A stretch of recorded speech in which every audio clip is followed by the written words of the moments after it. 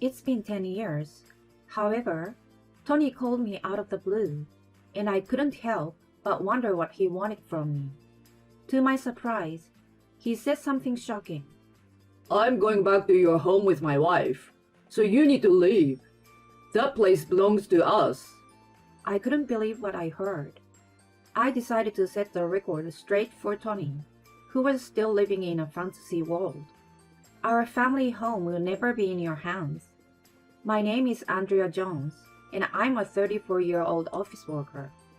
Although I'm currently single, I was actually married once to a guy named Tony, who, to be honest, was quite unbearable to even think about.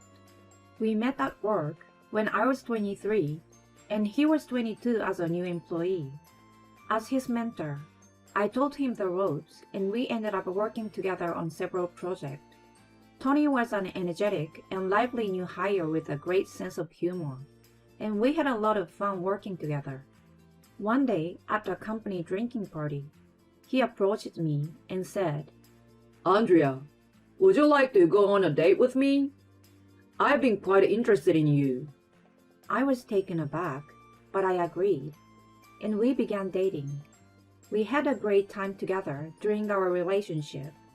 He would take me to various fun places for dates, not just the usual spots, but also some hidden gems. We had great conversation, and he always made me laugh. I found myself increasingly drawn to him. We continued dating without any problems, but about 6 months into our relationship, I found out I was pregnant. You're pregnant? Yeah, I'm 9 weeks pregnant. I'm so happy to become a father. But we're not even married yet. Of course, we'll get married. Now that we have a child, let's start a happy family together. Hearing him say that, I felt relieved and happy. And so, we decided to get married. When we told our parents, they were surprised that we became pregnant before getting married, but were reassured by the fact that we worked at the same company. We went to his parents first to ask for their blessing, but instead, they apologized and said, We're sorry that our son has caused you trouble. Then his mother said, Please take care of him, Andrea. Mom, normally it's the husband who is responsible for taking care of his wife. No, you're easy to get carried away, so Andrea needs to hold the reins on you. Hey, haha. Tony and his parents seemed to get along well, and I felt happy about that. If he grew up in such a family, I was sure he would care for our child and we can become a happy family. I imagined our future with hope. Then came the day to visit my parents and ask for their blessing. Nice to meet you, Mr. and Mrs. Jones. I'm Tony, and I want to marry your daughter. I apologize for changing the order of things, but I promise to take responsibility and build a happy family. He bowed and apologized. My parents weren't really angry, but they seemed to trust him more because of his courteous introduction. At that moment, I'm home!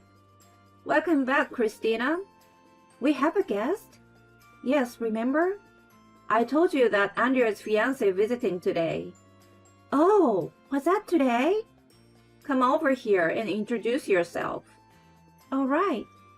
My sister Christina came along, chatting happily with my mother. Nice to meet you. I'm Andrea's sister, Christina? Oh, Tony? Wait, you two know each other? We were in the same club at the same university. Oh, really? I was surprised by her statement and looked at Tony, and he nodded in agreement.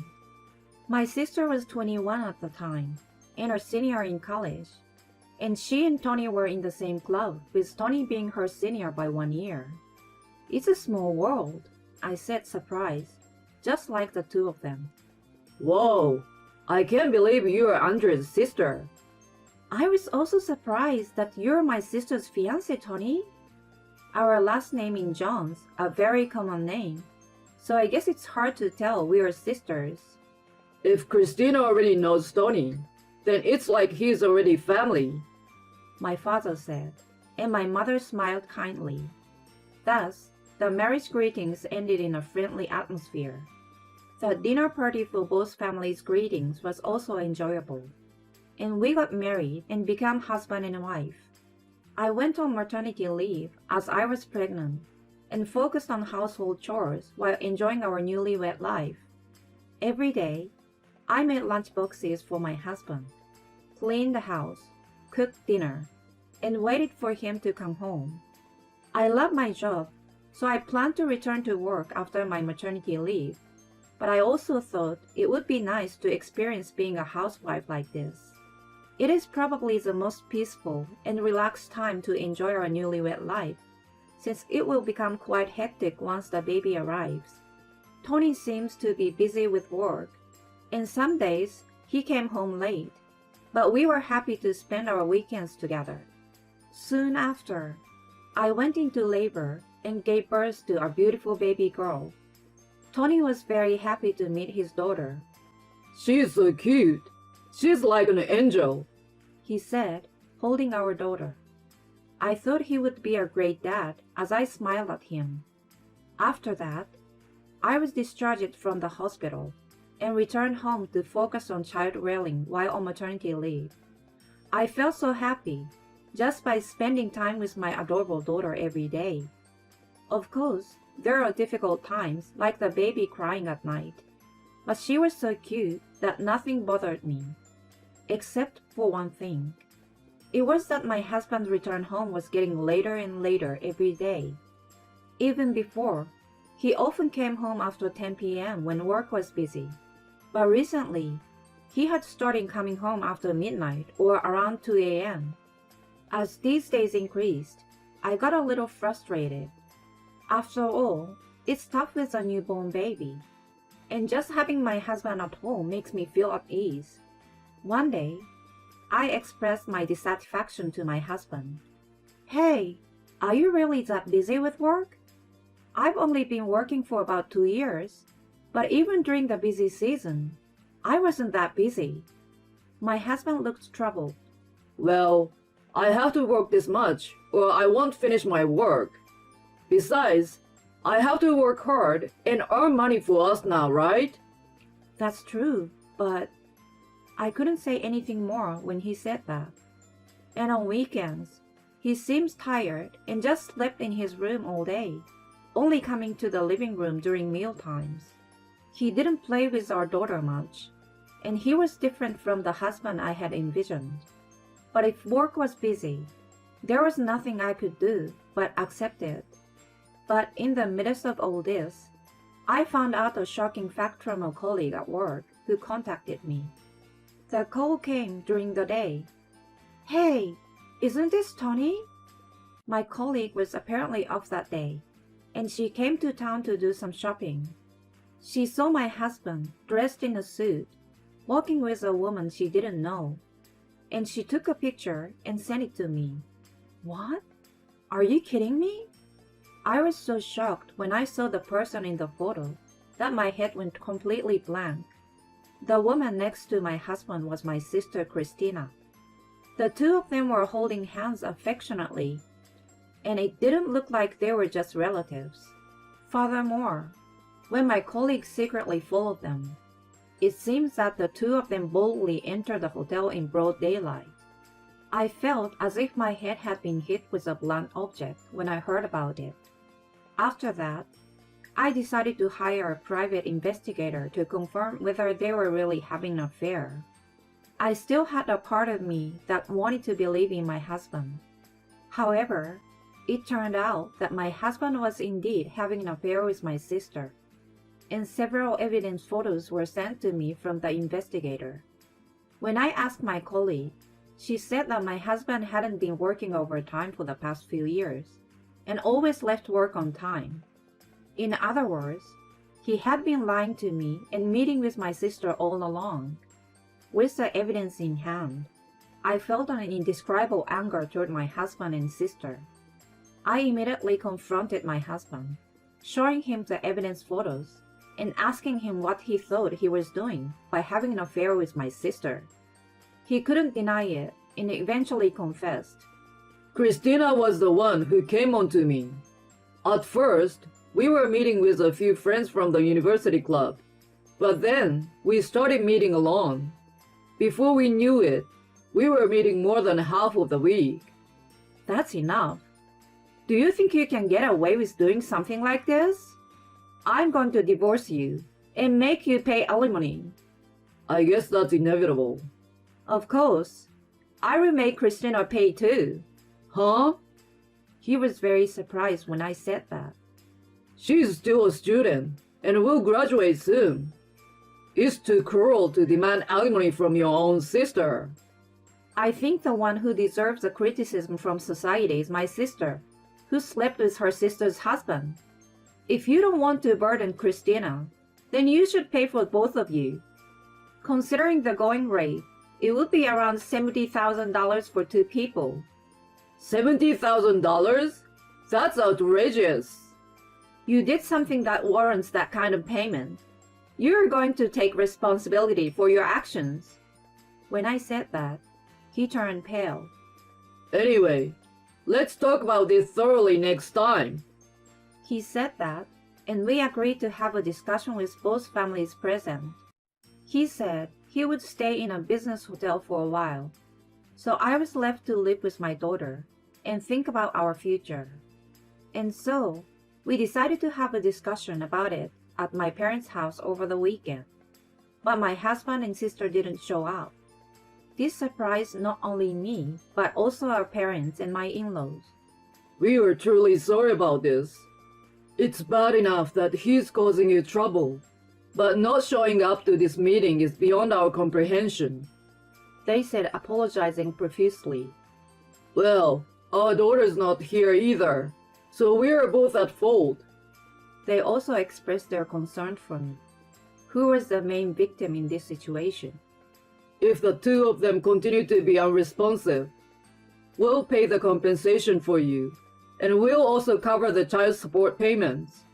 My in-laws apologized deeply once again, and my parents paid me the compensation that my sister was supposed to pay.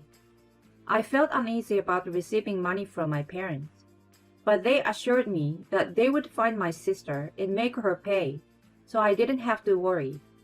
Honestly, as a single mother who has to raise my daughter, I could use all the money I could get, so I was grateful.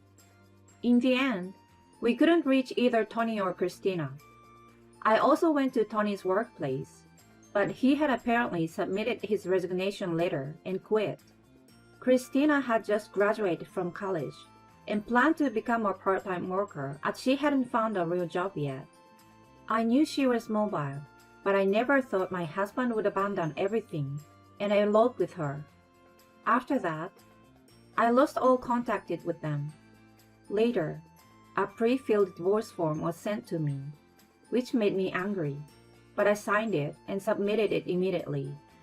As Tony has resigned from his job, I decided to return to work after my maternity leave. My colleagues sympathized with me and supported me, saying that it would be difficult, but I should hang in there. From then on, I worked hard to raise my daughter. I sometimes received help from my parents to raise her, and we made a lot of memories together. Before I knew it, 10 years had passed, and my daughter had grown up to be a wonderful girl. Amidst that, I received a call from an unknown number. I felt uneasy, wondering who it could be. But since it could be a work-related person, I decided to answer it. Then, to my surprise, I heard the voice of a certain person. Andrea? It's me, Tony. Huh? The person on the phone was my ex-husband. It had been 10 years since then. I couldn't help but wonder what he wanted from me. How are you doing?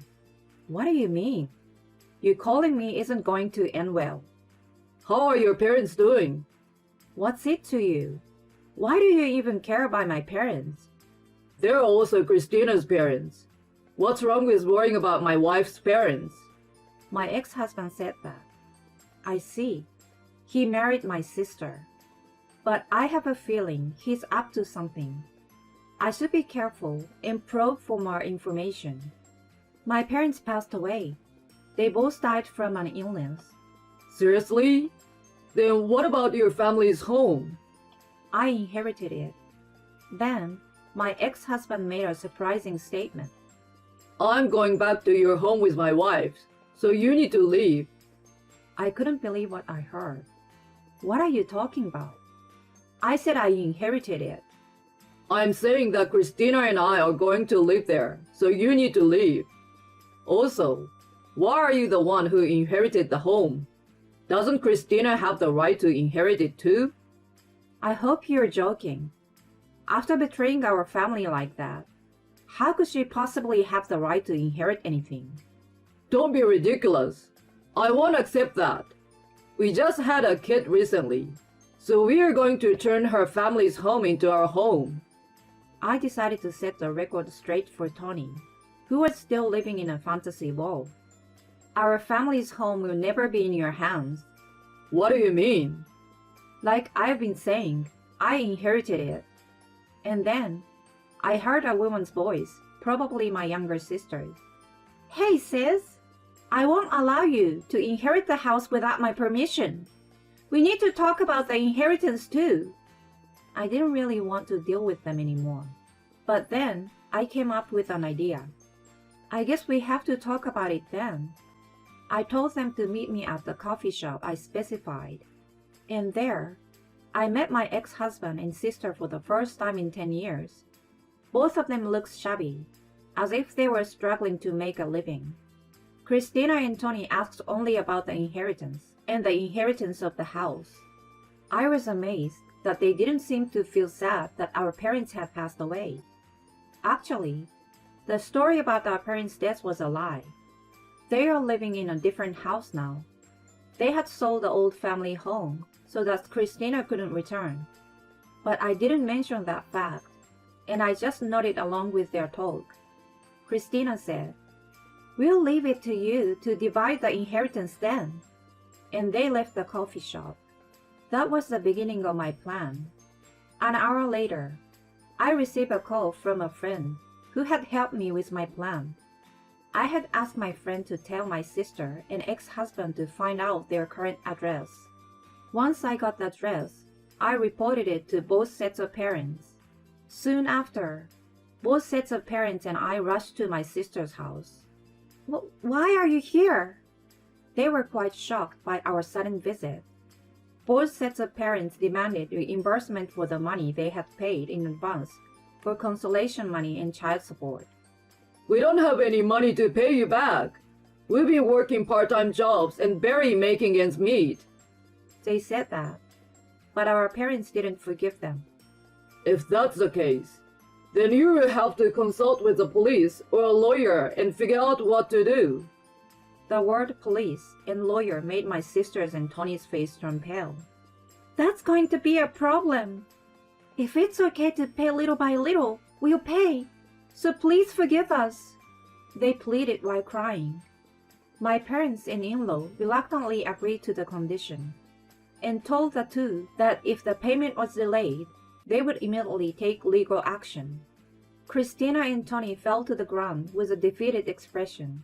Did they seriously think they could be forgiven after 10 years? They were really living in a fantasy world. It's a shame that the child has to be raised by such a couple.